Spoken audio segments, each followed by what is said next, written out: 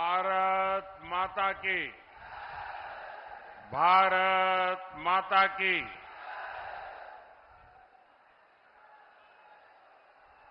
ये जो बड़े बड़े पोस्टर वाले हैं, अपना पोस्टर नीचे करिए ताकि पीछे वाले देख पाएं।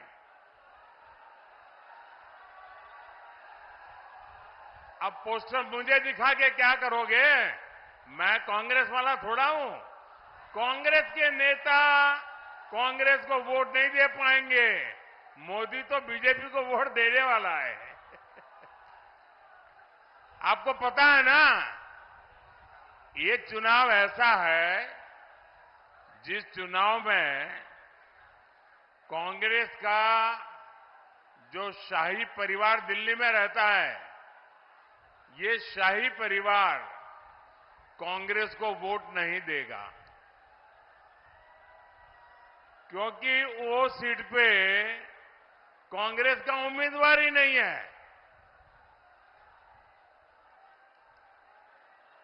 बोलिए भारत माता की। भारत माता की। शहीदन की धरती पर पंडित राम प्रसाद बिस्मल, ठाकुर रोशन सिंह,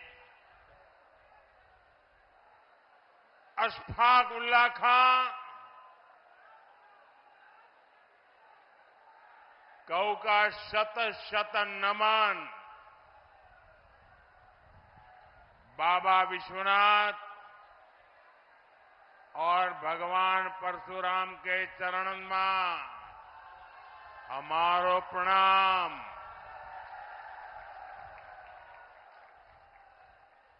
मैं क्रांतिकारियों की जननी शाहजहांपुर की धरती को श्रद्धापूर्वक नमन करता हूं। 24 का ये चुनाव ऐतिहासिक चुनाव है।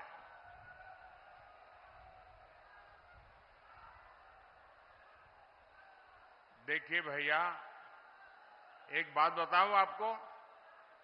एक बात बताऊं आपको। सुनोगे आप लोग? सुनोगे? देखिए, ये मैदान छोटा पड़ गया है।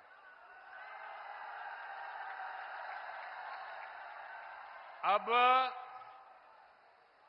हिलने की भी जगह नहीं है।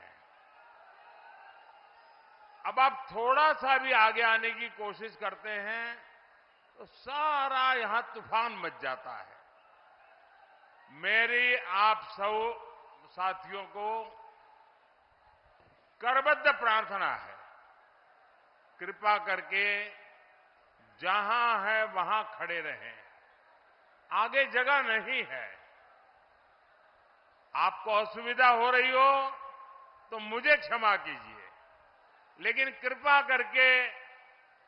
करके आगे आने की कोशिश मत कीजिए जी।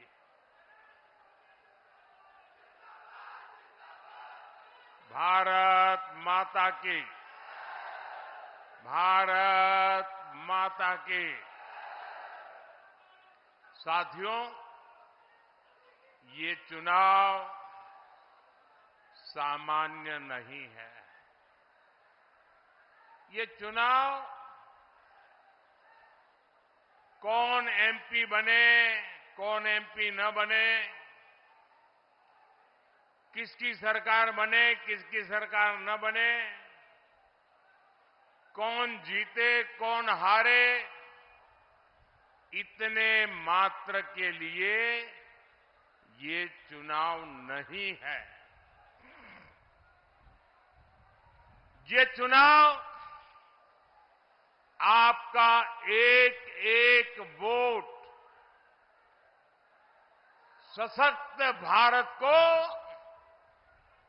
उस संकल्प को मजबूती देने की गारंटी है। और ये मोदी की गारंटी से भी ज्यादा आपके वोट की गारंटी है।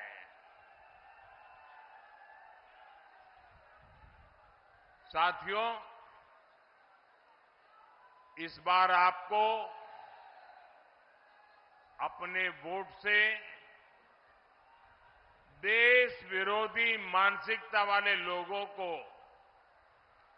एक बहुत कड़ा संदेश देना है। ये आपका वोट ही है जो आतंकवाद को काबू में रखेगा।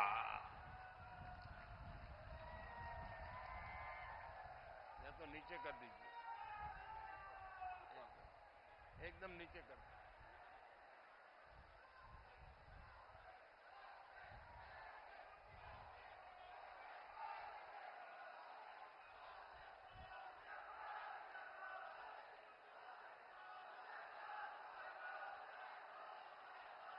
ये आपका वोट ही है जो भारत को दुनिया की तीसरी सबसे बड़ी अर्थव्यवस्था बनाएगा। और मुझे विश्वास है क्रांतिकारियों की ये धरती इतने बड़े राष्ट्र यज्ञ में सबसे आगे खड़ी रहेगी। आपका ये उत्साह भी बता रहा है कि शाहजहांपुर ने तय कर लिया है फिर एक बार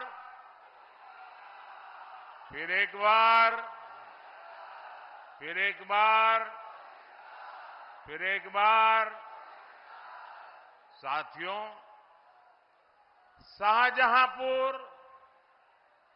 और ये पूरा क्षेत्र आज बीजेपी के विकास का गवाह बन रहा है। ये वही क्षेत्र है जो योगी जी की सरकार बनने से पहले, योगी जी के आने से पहले समाजवादी सब कुछ ठप परियोजना का सबसे बड़ा शिकार था। यहां का सड़क इंफ्रास्ट्रक्चर ठप था, बिजली व्यवस्था ठप थी, स्वास्थ्य सेवाएं ठप थी, कानून व्यवस्था ठप थी। भाइयों और बहनों, जब से योगी जी आए और उनकी ये पूरी टीम जी जान से काम में जुट गई, समाजवादी सब कुछ ठप परियोजना बंद हुई और विकास की गाड़ी तेजी से दौड़ना शुरू हुई। पहले जहां सलामत सड़कें नहीं थी, अब वहां एक्सप्रेस वे गुजर रहे हैं। आधुनिक गंगा एक्सप्रेस वे की नींव यहीं शाहजहांपुर से ही रखी गई थी। ये सौभाग्य भी आप सबने मुझे दिया था। Shahjahanpur bypass, Shahjahanpur Pilibhit national highway और सीतापुर लखनऊ हाईवे का बड़ा लाभ भी यहां के लोगों को मिलेगा। इस विकास ने लखनऊ और दिल्ली की दूरी तो कम की ही है, इससे ये क्षेत्र डिफेंस कॉरिडोर से भी जुड़ेगा। यहां जरी जरदोजी जैसे जिन कामों को हमारी सरकार one district one product ODOP योजना के तहत आगे बढ़ा रही है, उसके कारीगरों को भी इसका बहुत बड़ा लाभ मिलेगा। इससे क्षेत्र के किसानों की किस्मत भी बदलेगी। योगी जी की सरकार में गन्ने का भुगतान तो समय से होता ही है। गन्ना किसानों के लिए एथेनॉल के 2 प्लांट भी यहां लगाए गए हैं। आप मुझे बताइए, 2 लड़कों की जोड़ी, 2 लड़कों की जोड़ी जो खुद कई बार फ्लॉप हो चुकी है, आप उनसे विकास की कोई उम्मीद कर सकते हैं क्या? कर सकते हैं क्या? कर सकते हैं क्या? साथियों, हमारी सरकार के लिए युवा, गरीब और महिला और हमारा अन्नदाता, ये हमारी पहली प्राथमिकता है। हमने 4 करोड़ गरीबों को पीएम आवास दिए हैं, तो इनमें अधिकांश महिलाओं के नाम पर बनवाए गए हैं। शौचालय, उज्ज्वला योजना और जल जीवन मिशन से हमारी बहनों की ये जीवन से मुश्किलें कम करने के लिए ये आपका भाई दिन रात काम कर रहा है। शाहजहांपुर ने तो जल जीवन मिशन के तहत हर घर जल पहुंचाने के काम में पूरी यूपी में आपने तो टॉप कर दिया है। अब अगले 5 वर्षों में हम 3 करोड़ महिलाओं को 3 करोड़ महिलाओं को लखपति दीदी बनाएंगे।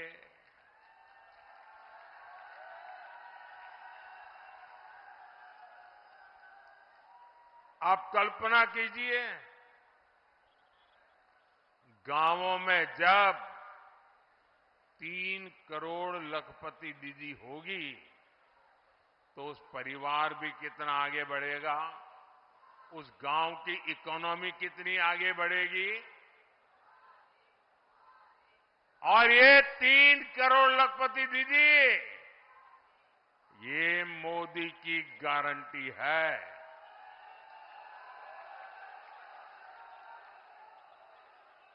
साथियों,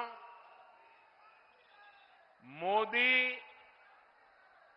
अपने काम का, देश के विकास का लेखा जोखा देकर आपसे आशीर्वाद मांगता है, आपसे वोट मांगता है। लेकिन क्या आपने कभी सपा और कांग्रेस को अपने कार्यकाल पर हिसाब देते हुए देखा है क्या? मोदी ने तो मेडिकल कॉलेज भी बनाए हैं। एक तरफ मेडिकल कॉलेज भी मोदी बनाता है, तो अयोध्या में रामलला का भव्य मंदिर भी बना है।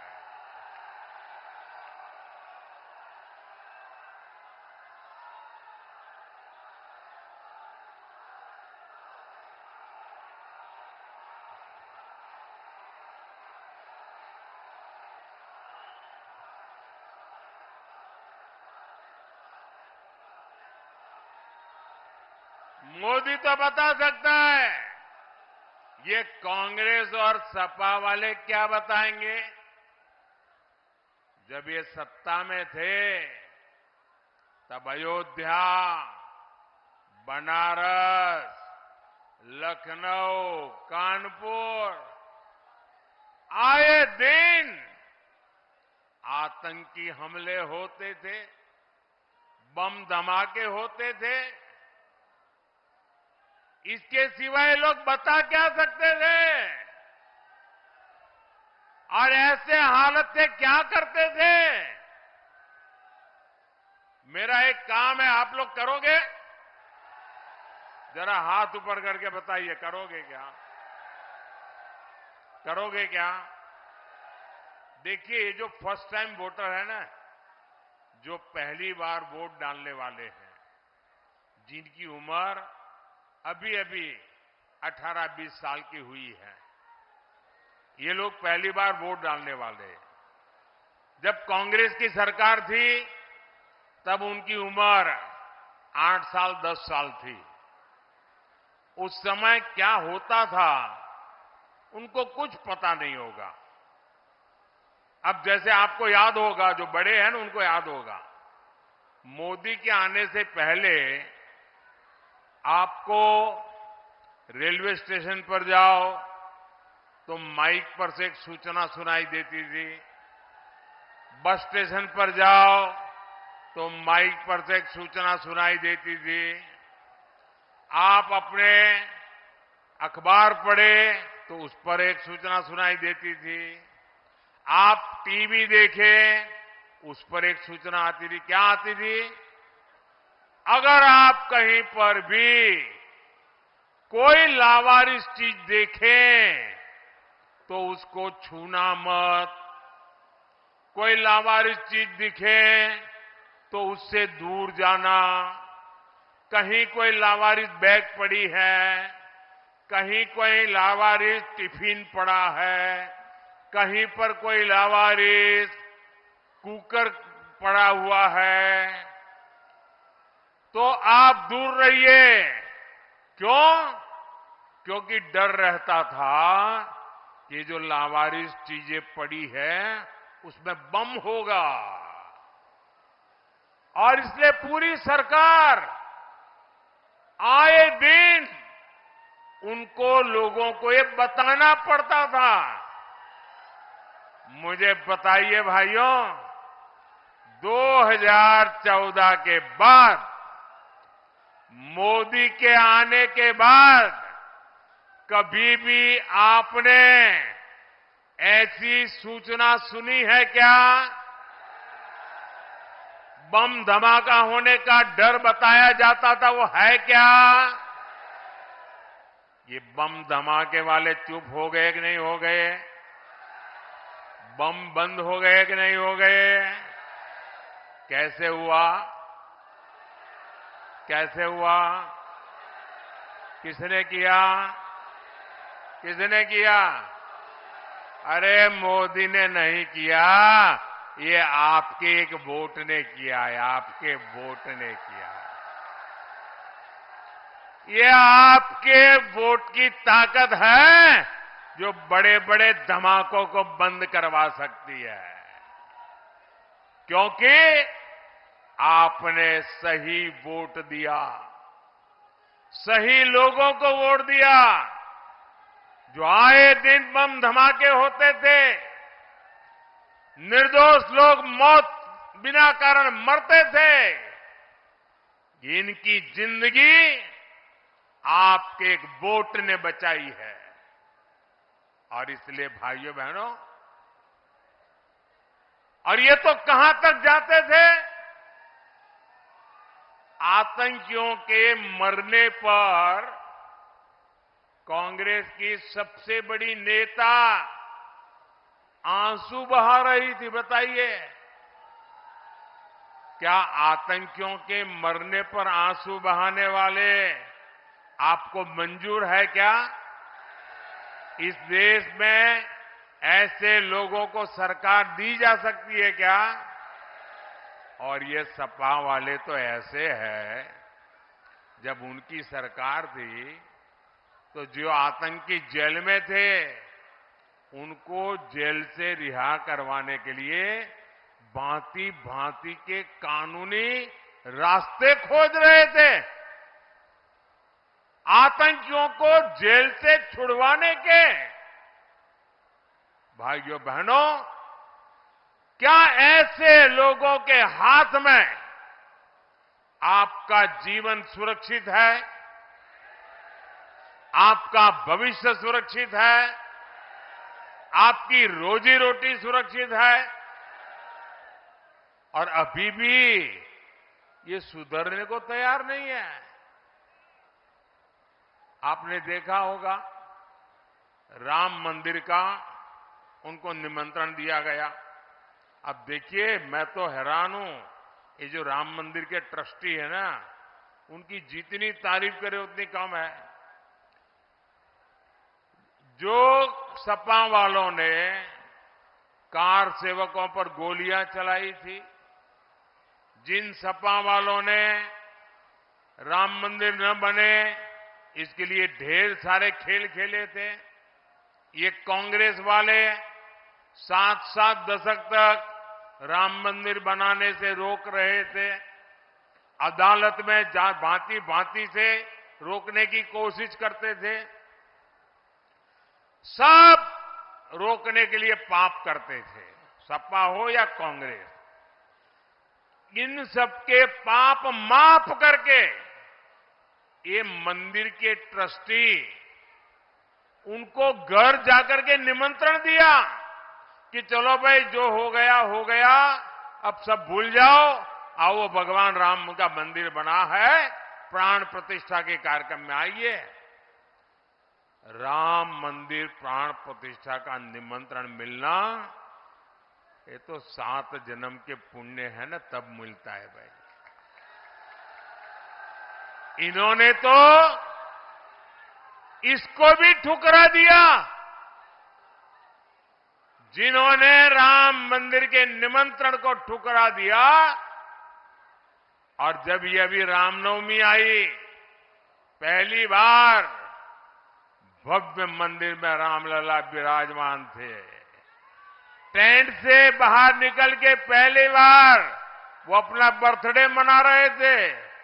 उसी समय ये सपा वाले कह रहे थे, ये राम मंदिर जाने वाले भक्त तो पाखंडी होते हैं, पाखंडी।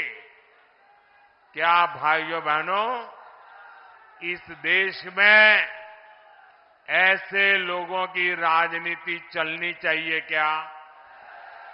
ऐसे लोग एक वोट के भी हकदार है क्या? क्या हर बूथ में से चुन चुन करके उनको साफ करना चाहिए कि नहीं करना चाहिए? करेंगे? पक्का करेंगे? जरा पूरी ताकत से बताइए, करेंगे? साथियों, कांग्रेस पार्टी की पहचान रही है, इन्हें जब कोई बड़ा कुकृत्य करना होता है तो ये देश और संविधान के नाम पर ऐसे ही हो हल्ला करना शुरू कर देते हैं। चारों तरफ चू चू चू चू चू करना शुरू कर देते हैं। 70 के दशक में ऐसे ही नारे लगाकर कांग्रेस ने देश में आपातकाल लगाया था, देश को जेल खाना बना दिया था, देश के लाखों लोकतंत्र प्रेमी लोगों को जेल के सलाखों में बंद कर दिया था। अखबारों को ताले लगा दिए गए थे, अगर कोई बोले तो जेल जाने का डर लगता था। फिर से इन दिनों एक बार फिर कांग्रेस ने अपनी फ्लॉप फिल्म रिलीज की है। कांग्रेस की फिल्म में 2 डायलॉग है, वो सारे लोग ऊपर से नीचे गुनगुना रहे हैं। 2 डायलॉग गुनगुना रहे हैं। पहला डायलॉग है, मोदी जीत जाएगा तो तानाशाही आ जाएगी। आप इससे सहमत है क्या? सहमत है क्या? फिर भी उनकी फ्लॉप फिल्म चलती रहती है। दूसरा, मोदी जीत जाएगा तो आरक्षण चला जाएगा।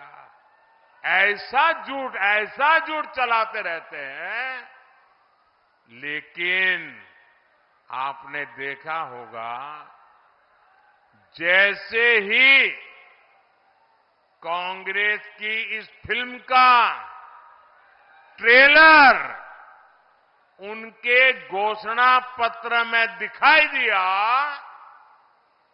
लोगों ने पढ़कर के निकाला तो ये कांग्रेस का असली चेहरा, कांग्रेस के असली इरादे और पर्दे के पीछे कांग्रेस का हिडन एजेंडा क्या है, देश को उसकी भनक लग गई। देश के कान खड़े हो गए, देश चौंक गया और अब तो एक एक करके इनकी सारी सच्चाई देश के सामने आने लगी है। भाइयों बहनों, कांग्रेस पूरे देश में आरक्षण का कर्नाटका मॉडल लागू करना चाहती है। अब आपको मालूम है एक कर्नाटका मॉडल क्या है? एससी, एसटी, ओबीसी और सामान्य वर्ग के गरीब, ये जरा इस चीज को समझ लीजिए भाई, और घर घर जाके समझाइए एक कर्नाटका मॉडल क्या है। ये कर्नाटका मॉडल बड़ा भयंकर है जी, खतरनाक है। मैं भी ओबीसी हूं, मैं तो डर ही गया। अगर मैं डर गया तो आपका क्या हुआ होगा? इनका कर्नाटका का मॉडल ये है, और कर्नाटका में कांग्रेस की सरकार है, उनका मॉडल है कि ओबीसी को जो वोट कोटा मिला हुआ है, ओबीसी को जो आरक्षण का 27% कोटा मिला हुआ है, संविधान ने दिया हुआ है, भारत की संसद ने दिया हुआ है, बाबा साहब आंबेडकर ने दिया हुआ है, उसी 27% ओबीसी की कोटे में से मुस्लिमों की सभी जातियों को आरक्षण दे दिया गया है। ओबीसी का लूट लिया गया। रातों रात कोई कानूनी प्रक्रिया किए बिना एक कागज पे थप्पा मार करके उन्होंने सभी कर्नाटक के मुसलमानों को, वो कितना ही धनी हो, कितना ही पढ़ा लिखा हो, डॉक्टर हो, वकील हो, इंजीनियर हो, कितना ही उच्च वर्ग का हो, सभी मुसलमानों को एक कागज पे थप्पा मार करके रातों रात उन सबको ओबीसी बना दिया। अब जब ओबीसी बन गए तो वो 27% की जो अनामत ओबीसी की थी उसके हकदार बन गए, और जो ओबीसी समाज के छोटे छोटे लोगों को आरक्षण मिलता था वो सारा का सारा उन्होंने लूट लिया। मुझे बताइए, ऐसा मॉडल आपको मंजूर है? कर्नाटका का ओबीसी को बर्बाद करने वाला मॉडल क्या ये देश स्वीकार कर सकता है? ओबीसी के हक को जाने देंगे? ओबीसी के हक की रक्षा करेंगे कि नहीं करेंगे? उनके आरक्षण की रक्षा करेंगे कि नहीं करेंगे? इतना ही नहीं, जब ये केंद्र सरकार में थे, कांग्रेस वाले मेरे आने से पहले जब केंद्र सरकार में थे तब 2011 में भी इन्होंने पिछड़ों के आरक्षण का हिस्सा कम करके उसे धर्म के आधार पर बांटने के लिए आदेश जारी किया था। कांग्रेस सरकार के उस आदेश पर न्यायालय ने, कोर्ट ने स्टे लगा दिया था। अब फिर से कांग्रेस ने नए तरीके से आरक्षण को लूटने का एक फॉर्मूला निकाला है, प्रोजेक्ट शुरू किया है। कांग्रेस की मंशा संविधान को बदलकर दलितों, पिछड़ों के आरक्षण को छीनकर उनके जो खास लोग हैं, जो उनकी वोट बैंक है, वो वोट बैंक को देने के लिए वो खेल खेल रहे हैं। आप मुझे बताइए, ओबीसी आरक्षण में इस डाके पर समाजवादी पार्टी पूरी तरह मौन लगाकर क्यों बैठ गई है? क्या कांग्रेस के साथ रहकर के समाजवादी पार्टी भी पिछड़ों के आरक्षण की विरोधी बन गई है? सत्ता पाने की लालच में ओबीसी के पीठ में छुरा भोंकने का खेल चल रहा है?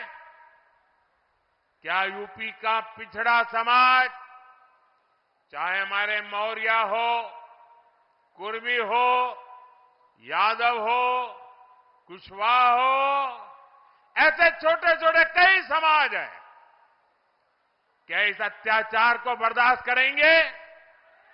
इस अत्याचार को बर्दाश्त करेंगे? इसको सहन करेंगे? साथियों, हमारे देश में सालों से सामान्य वर्ग में जो गरीब थे, चाहे ब्राह्मण का बेटा हो, बनिए का बेटा हो, क्षत्रिय का बेटा हो, जो गरीब थे, उनको लगता था कि हमारा कौन देखेगा, हमारी कौन चिंता करेगा। भाइयों बहनों, मैं गरीब मां का बेटा हूं, मैं हर किसी का दर्द समझता हूं, और इसलिए भारतीय जनता पार्टी को आपने सेवा करने का मौका दिया, मुझे आपने प्रधान सेवक के रूप में सेवा करने का मौका दिया, तो मैंने पार्लियामेंट में जो सामान्य वर्ग के लोग हैं, बनिया, ब्राह्मण, राजपूत वगैरह जो सामान्य वर्ग के लोग हैं, उनमें भी गरीबी है। मैंने उन गरीबी की चिंता की और उनके लिए 10% आरक्षण बनाया, और किसी का भी चोरी किए बिना, किसी का भी आरक्षण लूटे बिना, देश में कोई जिंदाबाद मुर्दाबाद के नारे लगाए बिना सबको समझाकर प्रेम से और सबके गले उतरा कि ब्राह्मण का बेटा भी गरीब होता है, बनिए का बेटा भी गरीब होता है, क्षत्रिय का बेटा भी गरीब होता है। और मैंने एक भी तनाव के बिना एक काम किया, और आज उसका लाभ मेरे इन गरीब परिवारों को मिल रहा है।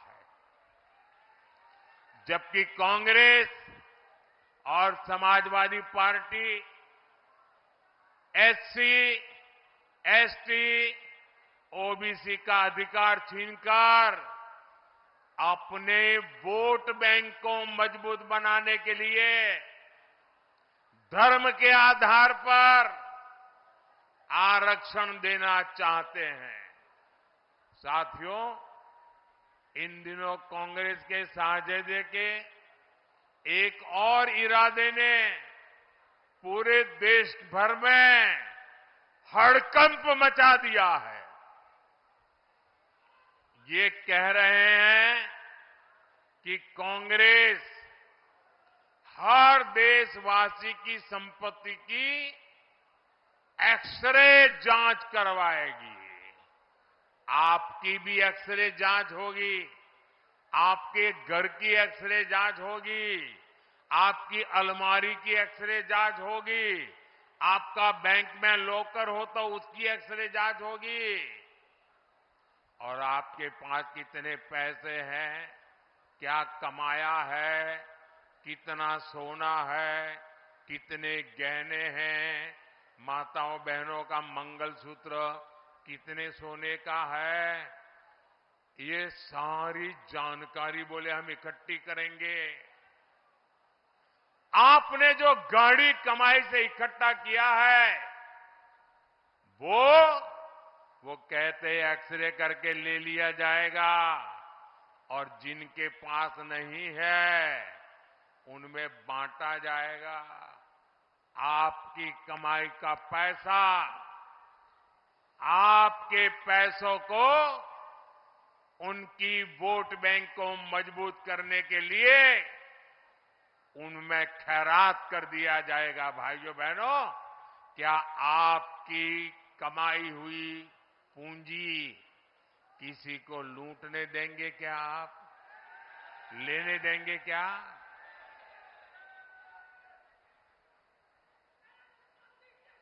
भाइयों बहनों, ये कहते हैं, खुलेआम कहते हैं, इस देश पर संसाधनों पर किसका पहला अधिकार है, उसको दे देंगे। शाहजहांपुर का एक क्षेत्र तो खेती किसानी का क्षेत्र है, यानी अब कांग्रेस की नजर किसानों के खेतों पर भी पड़ी है। कांग्रेस ने कहा है कि वो आपके खेत खलिहान का भी एक्सरे करवाएंगे, जांच करवाएंगे। इसके बाद कांग्रेस का इरादा आपकी जमीन छीनकर अपने पसंदीदा वोट बैंक को देने का है।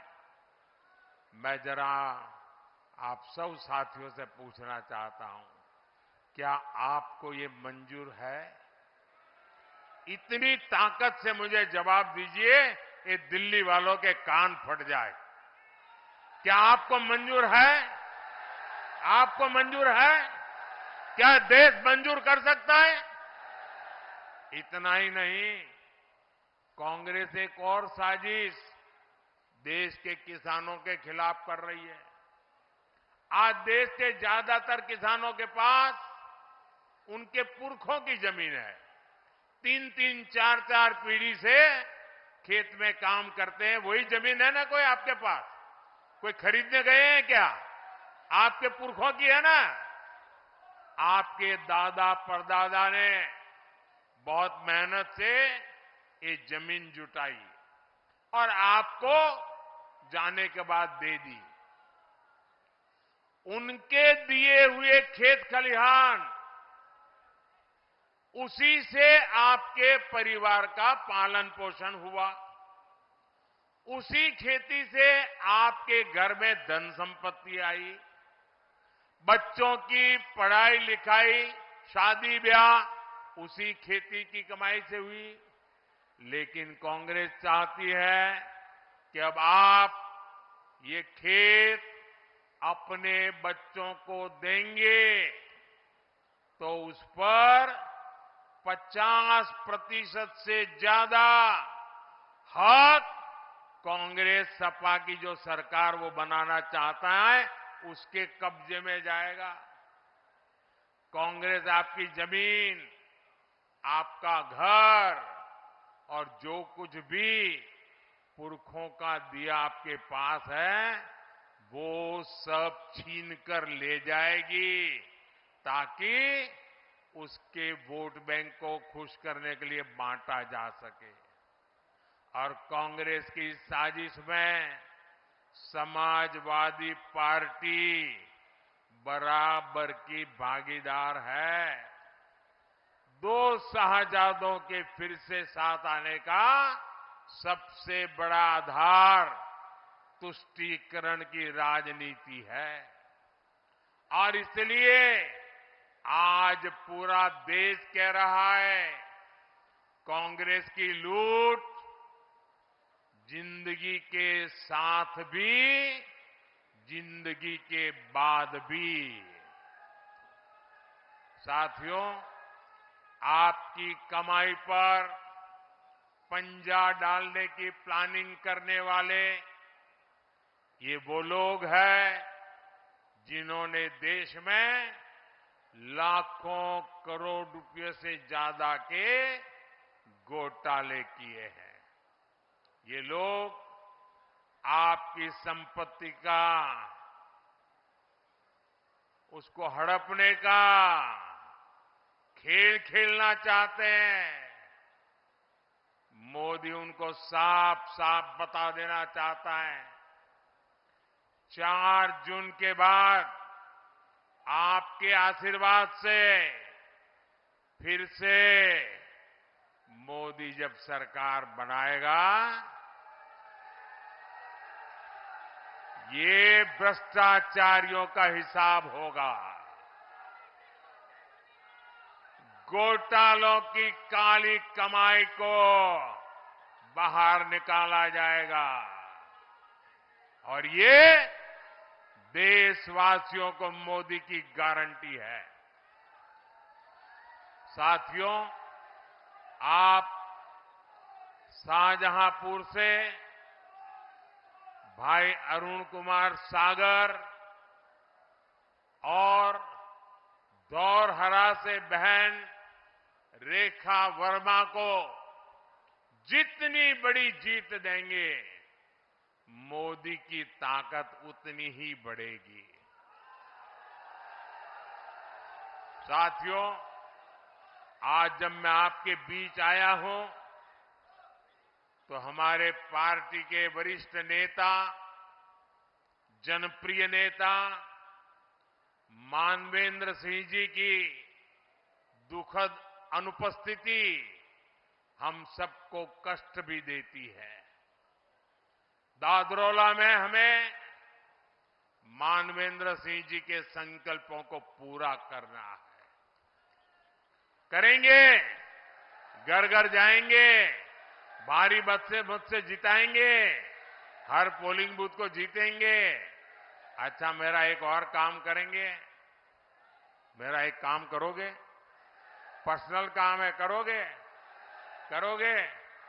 घर घर जाना और जाकर के कहना, अपने मोदी जी आए थे, मोदी जी ने आपको प्रणाम कहा है।